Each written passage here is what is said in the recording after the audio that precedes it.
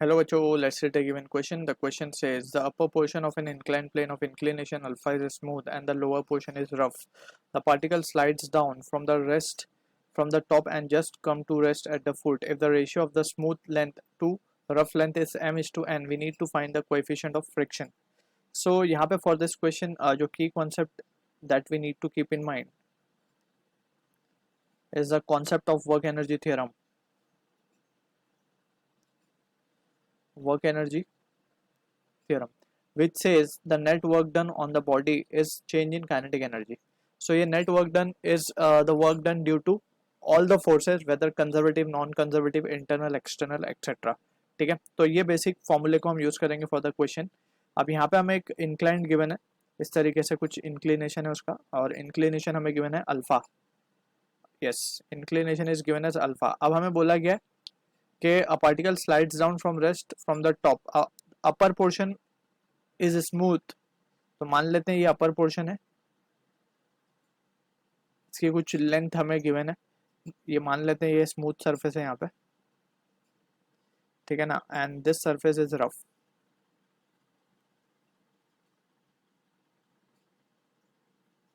यहाँ पे कुछ ना कुछ कोएफिशिएंट होगा और फ्रिक्शन हम मान लेते हैं म्यू है, वही हमें फाइंड करने को बोला गया है. अब हमसे बोला है further if the ratio of the length, इसको हम मान लेते हैं लेंथ L1, इसको हम लेंथ मान लेते हैं L2, ठीक है ना. अब इन दोनों का रेशियो L1:L2 हमें m:n गिवन है, we need to find the value of coefficient of friction. अब लेट्स सपोज यहाँ से हमने इस बॉडी को initially it was at rest, यहाँ से हमने इसको रिलीज किया और फाइनली भी ये जब यहाँ पे पहुंचेगा तो it is again at rest, यानी कि u तो जीरो है, v भी इसका क्या है, जीरो है, यानी कि change in kinetic energy is zero, ठीक है ना, यानी कि डेल्टा के ई जो है वो है जीरो. तो यहाँ पे हम लिख सकते हैं net work done will be equals to zero.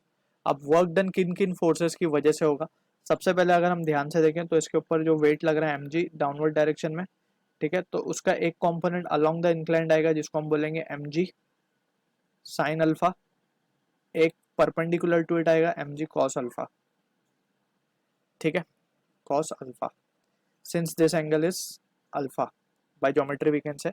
अब यहाँ पे जो सिचुएशन है हम यहाँ पे देख सकते हैं कि mg साइन अल्फा तो थ्रू आउट लगेगा नीचे तक आने में, whether the surface is rough और स्मूथ, ठीक है, बस स्मूथ सरफेस पे सिर्फ mg साइन अल्फा लग रहा होगा.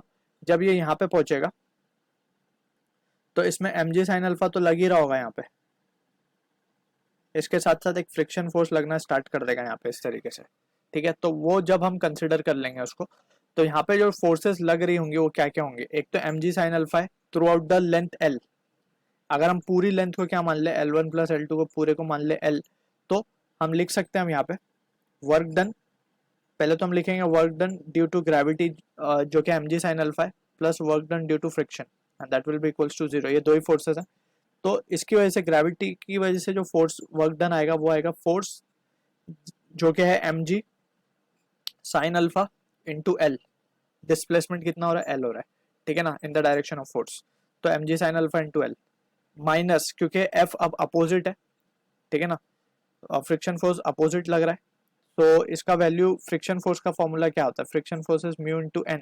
अब n यहाँ पे mg cos अल्फा है, देख सकते हैं हम नॉर्मल रिएक्शन को इस तरीके से मिलेगा ऊपर, which is m normal reaction will be mg cos alpha, since there is no motion along the direction perpendicular to the inclined, तो हम बोल सकते हैं n will be equals to mg cos alpha, तो ये हो जाएगा mu mg cos alpha, right. लेकिन ये फ्रिक्शन कितने डिस्टेंस पे लग रहा है, सिर्फ L2 पे लग रहा है, तो हम इसको क्या लिखेंगे mu mg cos alpha L2, right, and that will be equals to zero. अब यहाँ से अगर हम इनको सॉल्व कर लें, हमें म्यू की वैल्यू चाहिए, तो म्यू को हम क्या लिख सकते हैं, mg दोनों तरफ से कैंसिल आउट हो जाएगा, so it will be sine alpha upon cos alpha, एक टर्म को हम शिफ्ट कर देंगे टुवर्ड्स राइट साइड, तो साइन अल्फा अपॉन इस तरीके से ये वैल्यू आ जाएगी, ठीक है. अब यहाँ पे हम देख सकते हैं कि L को क्या लिखा जा सकता है, L है हमारा L1 प्लस L2 है, राइट, L हमारा L1 प्लस L2 है. अगर हम इस इक्वेशन को डिवाइड कर दें, if we divide this expression by L2, तो ये हो जाएगा L upon L2 will be equals to L1 upon L2 plus 1. अब L1 अपॉन L2 क्या है हमारे लिए, हमें ये ratio, if the ratio of smooth to rough smooth L1 था हमारे लिए लेंथ और रफ सरफेस की लेंथ L2 थी, तो ये हमें m/n दिया है and that will B this value. तो यहाँ से हम देख सकते हैं कि L/L2 की वैल्यू हमें क्या मिल जाएगी, इट विल बी m+n/n। ये वैल्यू को अब हम यहाँ पे सब्सटीट्यूट कर देंगे, so we can say therefore that m+n/n tan alpha. So this is the answer for the question we are getting. So I hope you understood the solution. All the best.